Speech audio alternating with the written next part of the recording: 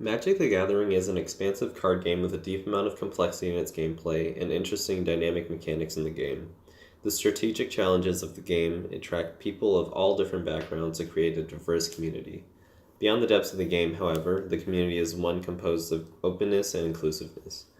From the casual, laid back atmosphere of playing with friends to the more competitive tournaments and even the pros in the community, having a fair, open game to all is at the heart of the game. I've been playing the game for about 5 years now, from kitchen table magic to FNMs to Grand Prix. Today I'd like to talk about a problem that the community as a whole faces.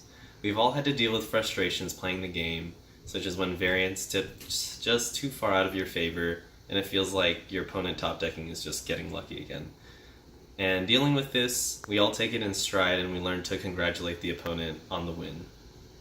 However, playing the game, we shouldn't have to deal with these kinds of frustrations, especially with gaining access to cards.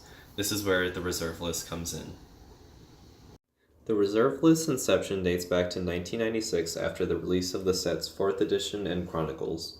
A number of cards were reprinted in those sets, which drove down the prices of those cards, and there was an outcry from players that their collections were being devalued.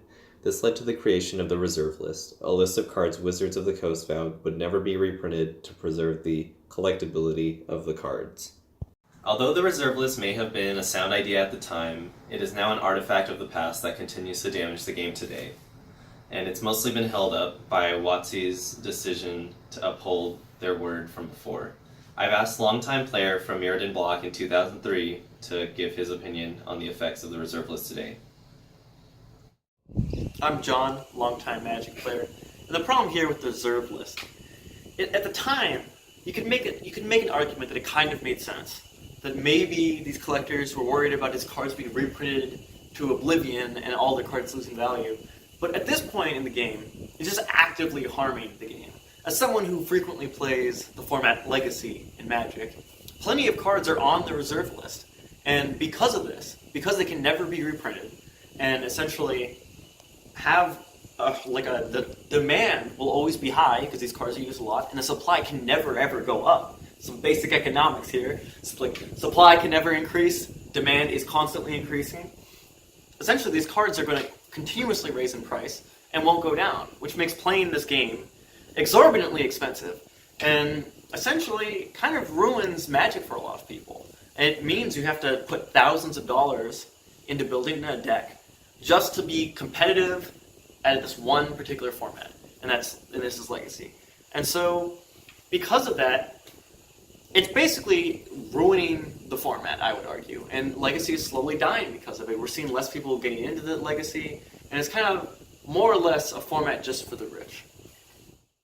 As John mentioned, the reserve list has inflated the prices of those cards that can no longer be reprinted, including Gaia's Cradle, a card that's risen up to $350 recently, and is a card that I unfortunately have to run 4 of in my Elf deck.